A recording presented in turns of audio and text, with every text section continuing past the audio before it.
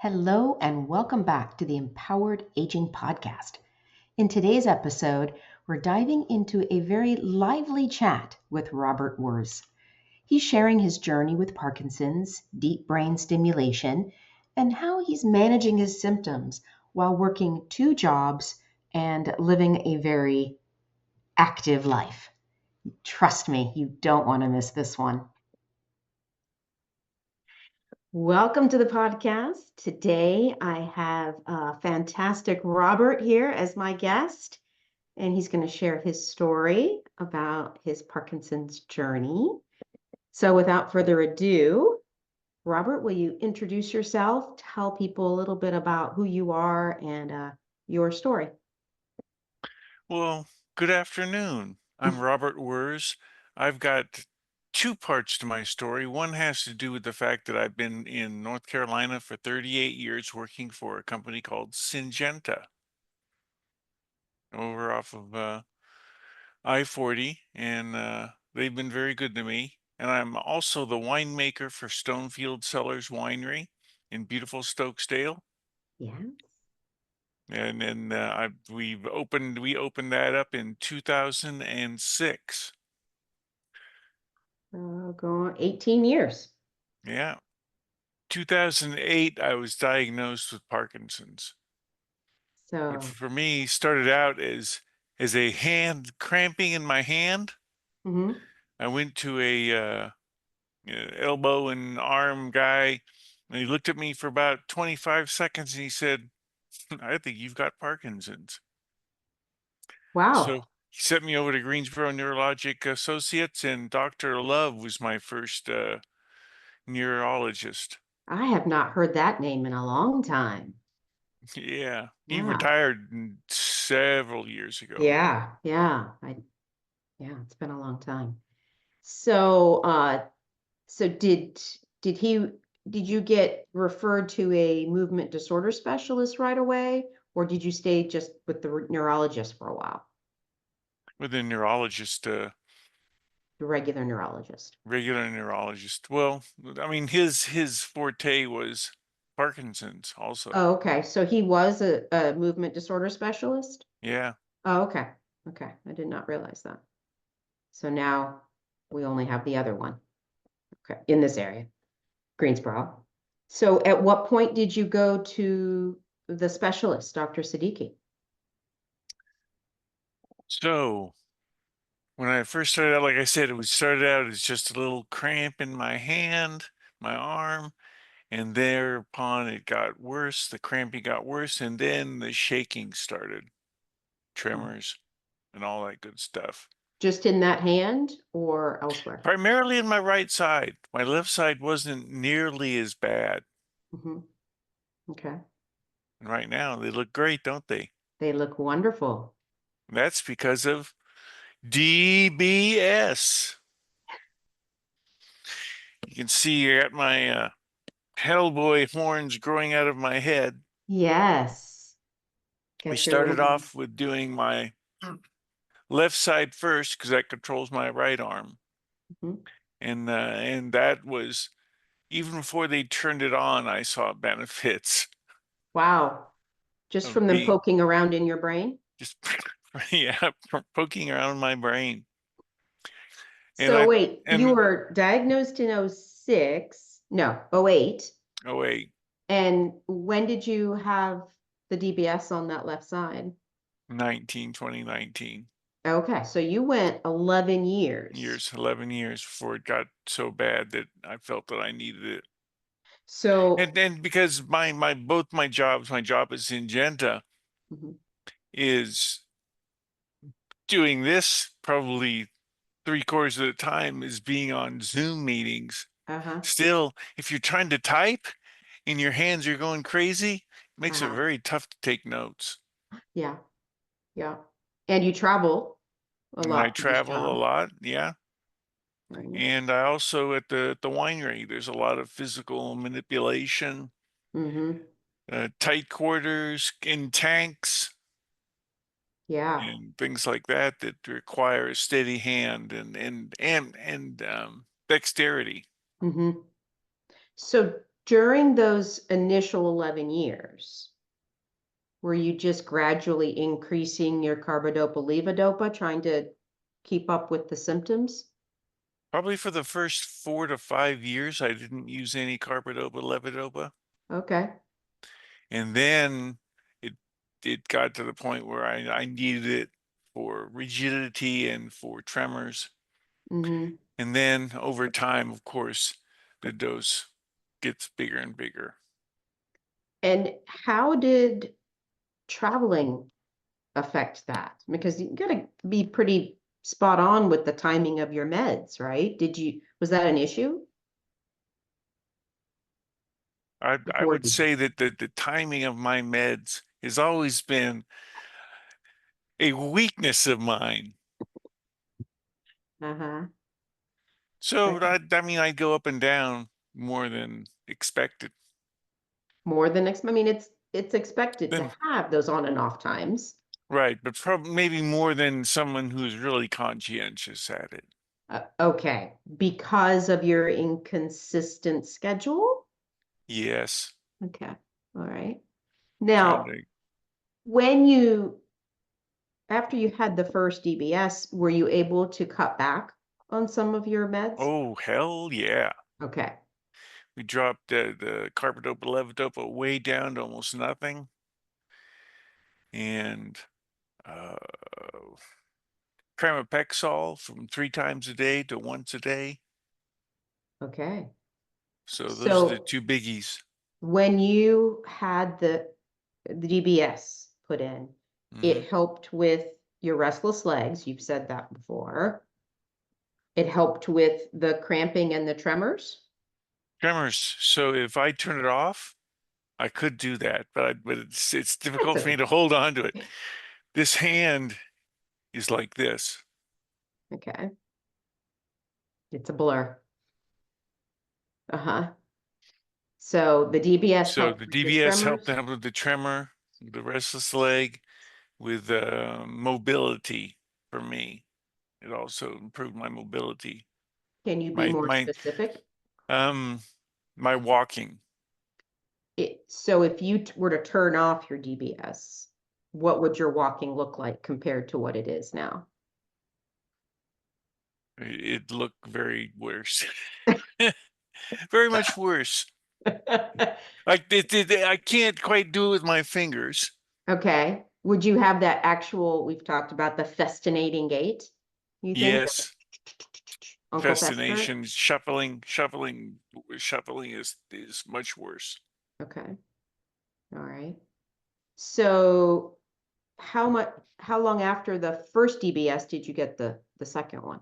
A little over a year later, it had such success on the left side that I said, let's do the right side. And when they did that, they put in a stimulator and ran the wires for the second one up to my head already. So I was pre-wired for the second DBS Oh, I see. When they did the first surgery, they did the wiring for 2 of them, for both. They for just both, didn't hook you up, connect you. Oh, to the well, second one because it wasn't in yet. that was thinking ahead. Yeah. Okay. So any issues with the DBS? I know overall it's been great and you're happy. Is there anything that you have to kind of just deal with because Magnets. okay. So in the winery, we used magnetic name plates, Oh yeah. that go on our Uh-huh. chest, Uh-huh. and they're pretty powerful. So I put it my stimulator is right here. It's just below the skin. Uh-huh. So I had a pocket on this side, and then I went and I put it on this side, the magnetic name plate, and it turned my DBS off. Oh,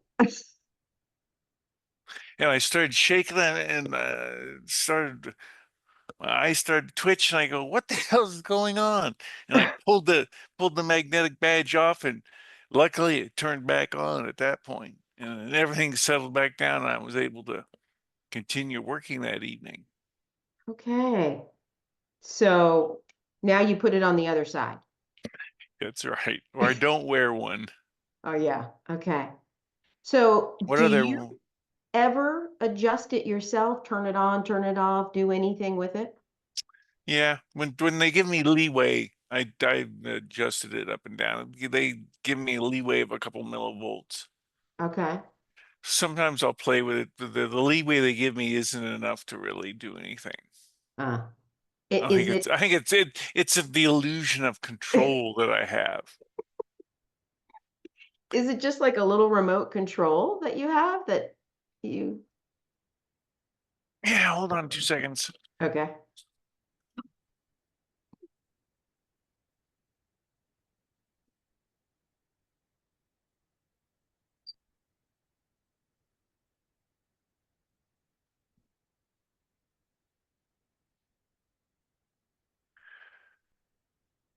That's it right there. That looks very much like my fan remote. I know. You press on it like this, release unlock, and then it goes doot, doot, doot, doot, doot. Uh-oh, my remote battery is low. Oh, better fix that. Oh shit, I turned my stimulation off Oh, by accident. okay. Well, we get to see what You happens. see what happens with my hand? Uh-huh. Come on. Woohoo, that was Oh. exciting. Well, thank you for showing the audience what a difference it makes. Ay, ay, ay. Okay. That seems really almost too easy to turn it on and off. Um, one of my other clients said he's afraid his wife would just turn it off sometimes just to get back at him or something. Well, there we go. There it has my main menu. It shows me that my stimulator is fully charged, Well, just that's my remote is low. So I gotta charge the remote now. so what is the kind of the maintenance upkeep side of things from your side? Besides changing a battery in the remote, is there anything else you do?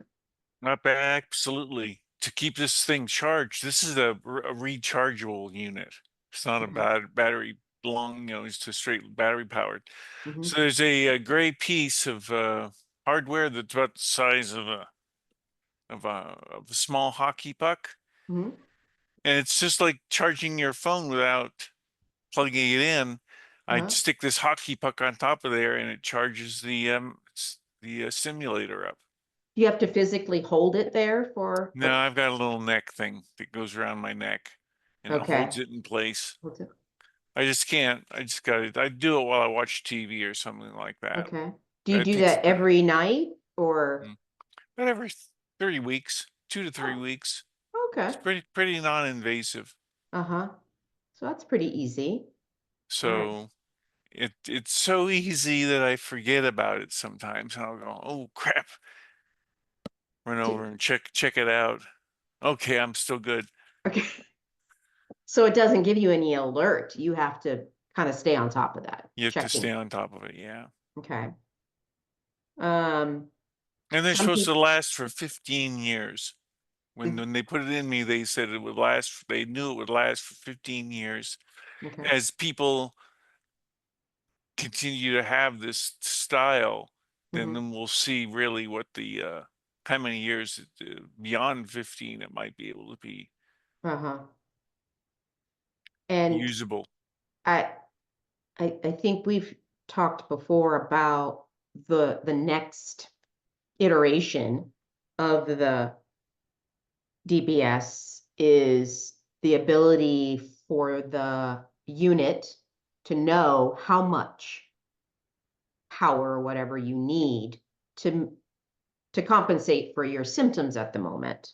So it's Right. kind of fluctuating AI, or I don't know exactly how it would work, but I understand it would require a whole different surgery.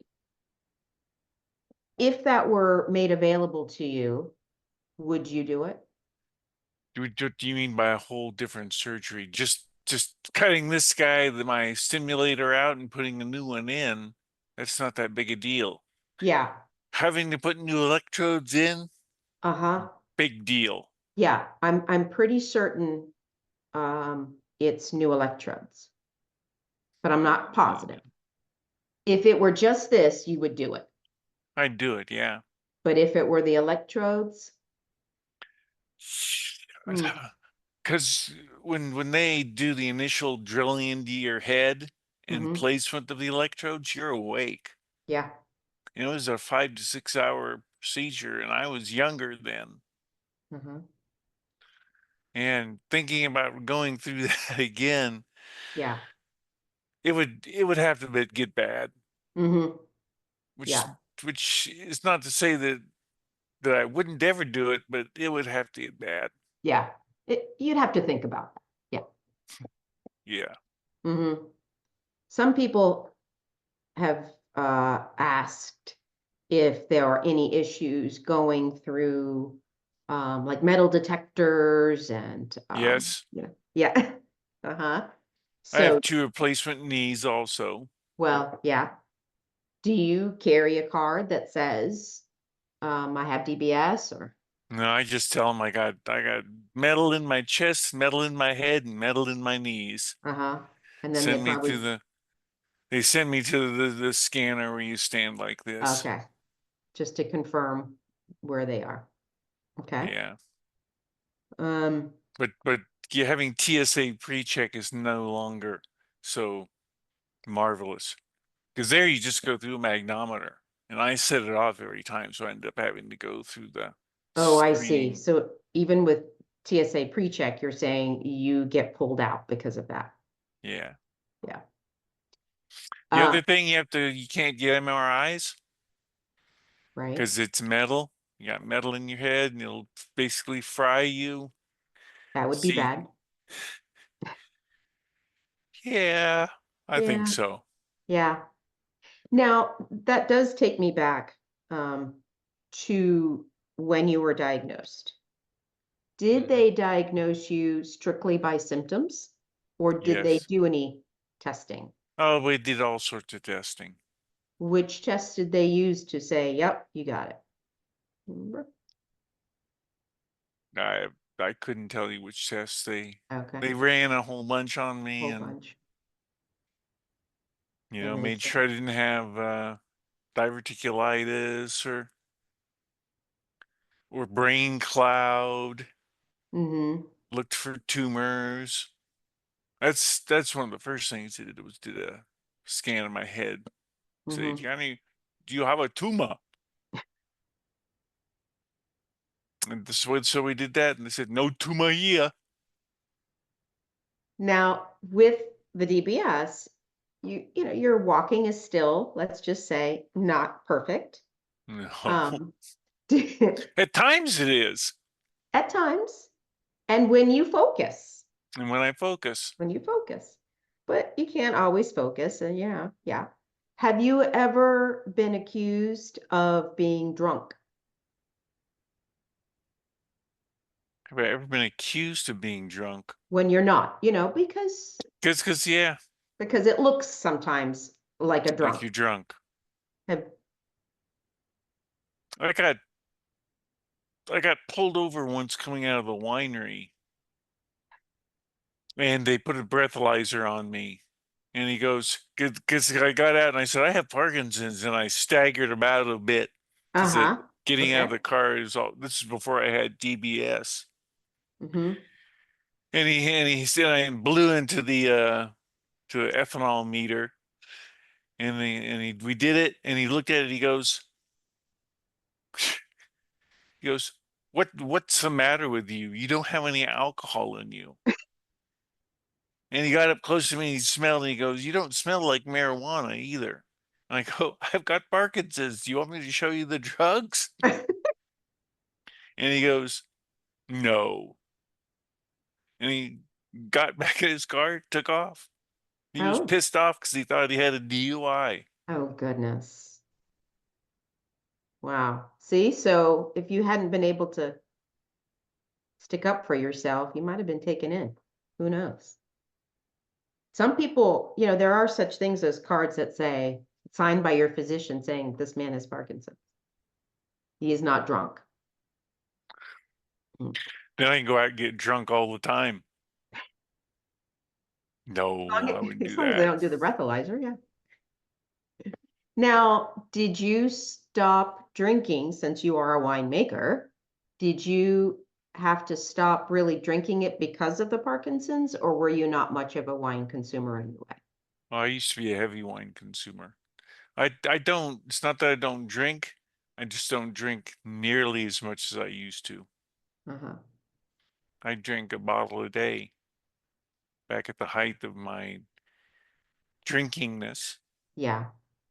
So you And can, now I'm down to like a glass to 2 glasses a week.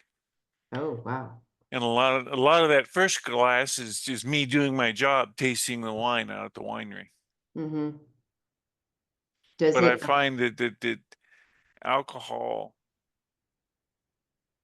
even a small amount, alters my equilibrium and sense of balance. okay. Yeah. So I That's do a lot of sipping, I do a lot of spitting. that's a big deal for a winemaker. Yeah. Well, the other thing is that in Parkinson's, you can lose your sense of smell and taste over Right. time. Have you noticed that at all? Yeah. So for things such as sulfur compounds, like metabisulfite, which is one of the preservatives we use, it's difficult for me to detect it now. Mm-hmm. That's where my spouse Natalie comes in. She's a super taster, so I'll taste it for like these components, and then I'll Mm-hmm. give it to her, and she'll taste it for this spectrum of components. So Because we've that preservative will alter the taste. well up to the taste, and you can smell it itself. It's basically sulfur dioxide. So you're making sure that you haven't put too much in. Is No, that I'm making sure that I got the flavor and the consistency right. right? She's monitoring for funk and sulfur compounds Found. Okay. and some other things that she's really good at detecting. Uh-huh. Yeah. I'm glad you have her because I could not do that. I don't have that kind of distinct palate that could. Mm-mm. Yeah. But yeah. It's all a part of the progression, The, uh-huh. Do you do you find it's getting worse, continuing to get worse? of course. Yeah. Well, Every it, some days are better than others, but overall, when I think about where I am now, I'm much better off than where I was before I got TBS, mhm. but I'm not where I was before I was diagnosed. Oh, yeah. Hmm. And for me, I don't I don't go to any Parkinson's care groups. Hmm. I do physical therapy once a week with a physical therapist who takes into account my idiosyncrasies. Yes. And I it's only recently that I tell people I've got Parkinson's. Oh, it. Straight up. When I'm dealing with people at the winery and I've got to take them and do stuff with them, Mhm. I let them know that I got Parkinson's right away now, which was a Because because I may lose my balance. I don't mhm. want them thinking I'm drunk or that Yeah, I've the had a drunk winemaker. Uh-huh. drunk winemaker or that I'm having a stroke or things like that. Uh-huh. So you don't even wait for a trip to happen. You just say it off the bat now. I stay off the what? You say it right Oh, away. yeah, I say it Uh, right off the bat. yeah. I'm going to be dealing with people. Mm. So smell and taste we talk about. What are there any other non-motor symptoms that you are dealing with? remembering people's names, that could just be old age. It could be. It could be. Yeah. Do you have to be careful what you eat? No, but I have noticed that at times it's more difficult to talk than other times. Oh, really? Like right now, the difficulty for me is on a scale of 1 to 10, maybe a 4, where 1 is no difficulty and Mm-hmm. 10 is can barely talk. Mm-hmm. Probably at a 4 right now, and that's because I didn't take my meds when I should have. Mm. Back to that scheduling of the med. Back to the scheduling of the meds. Uh-huh. Okay. Yeah, I've never noticed you having issues with your speech. Well, good. Yeah, it's not apparent. It just comes with your goofiness. So, What so else? you get therapy with me once a week. But you are active. Oh, yeah. So We'll be what, getting off this call and I'll be going over to the winery and moving a 1,000-liter tote and 1, 2, 3, 4, and 12 50-gallon drums of juice out onto the crush pad because we've got a Kiwanis dinner tonight at the winery. Mhm. So that's the kind of physicalness that there is in the line of work of being a winemaker. Yeah. Plus lawn care around the winery. Plus, we have a 4-acre lot where our house is, Yeah. which demands a lot of maintenance and upkeep. Hmm. So you are active.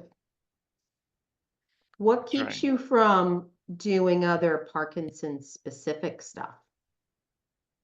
Mm, I mean, what do you mean by Parkinson's specific? Well, like Parkinson specific exercise, let's say, like Exercises. we've talked about rock steady boxing before, or support group stuff, anything like that.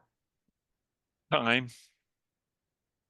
Between the 2 jobs in the Uh-huh. house, I don't have a lot of Lot of time. time.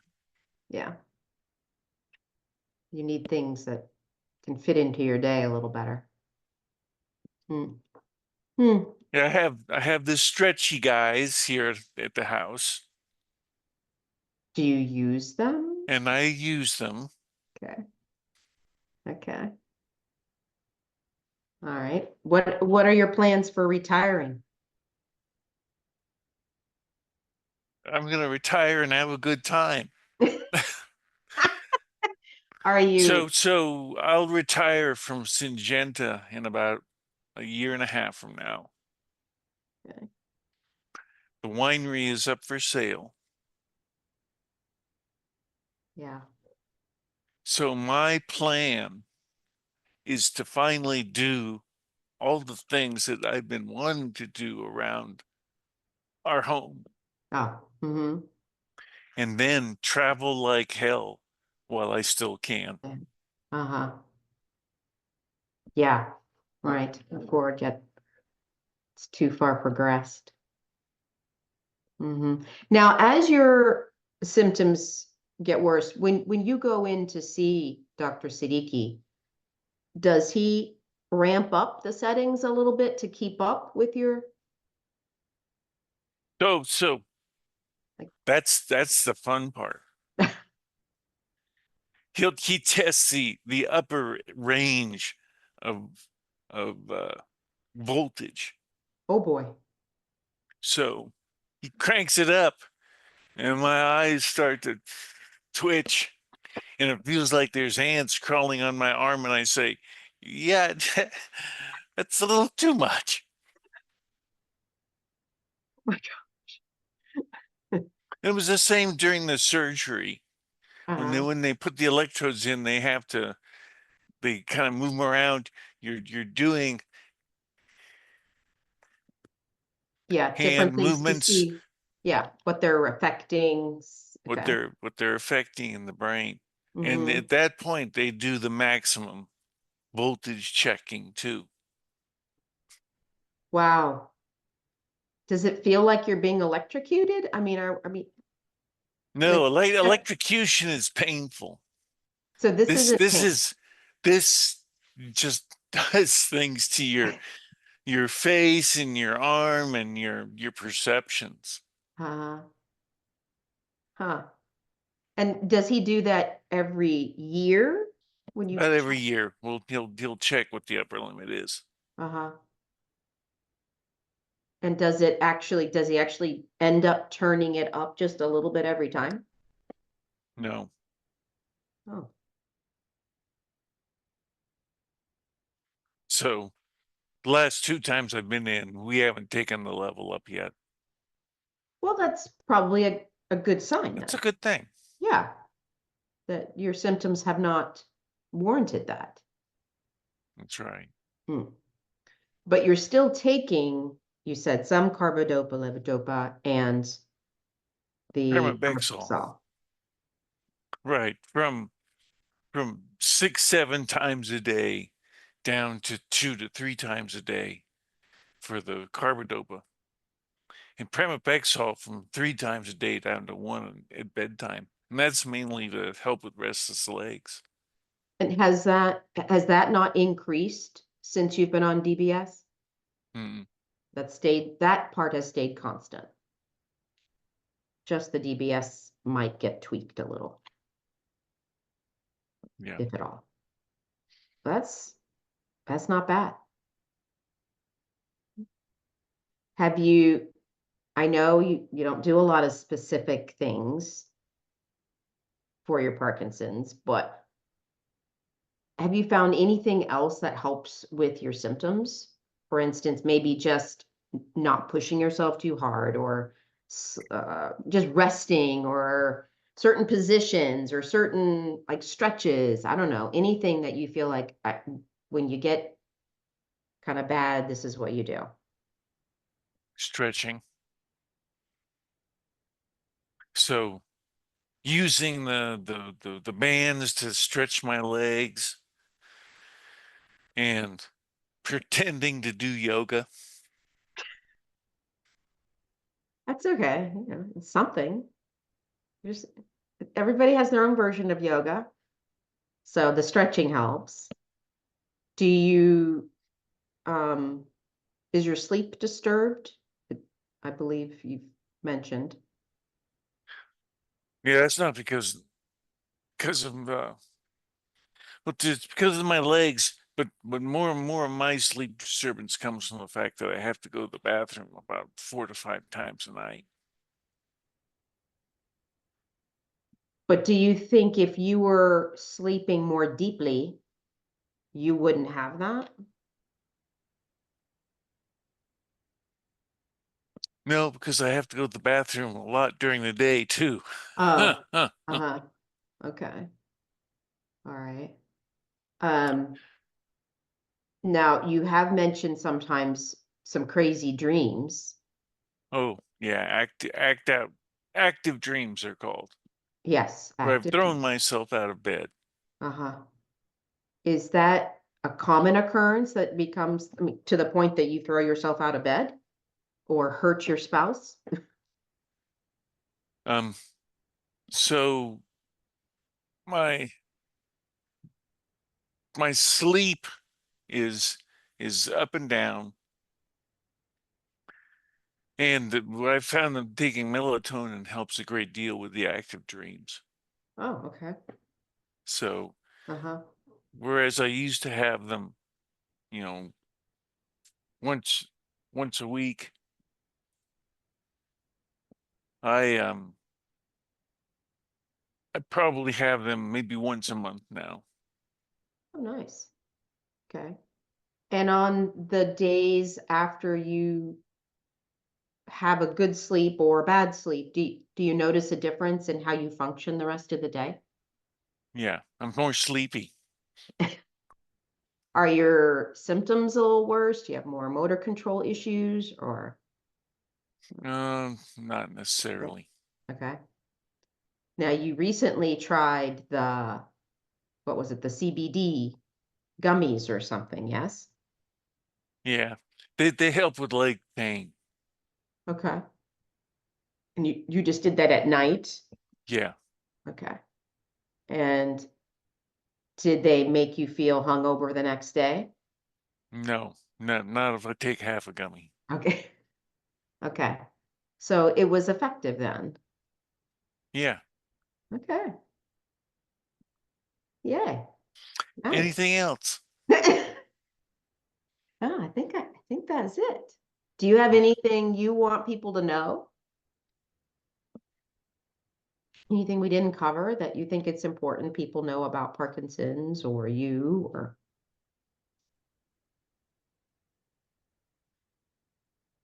Every day is a gift, whether you have Parkinson's or not. That's all I have to say about that. that In the words of Forrest Gump. is that what he said? Yeah. Uh, Okay. well, thank you very much, Robert. I do appreciate you giving us your time. Your All right. knowledge is very beneficial. Glad to be here. Goodbye.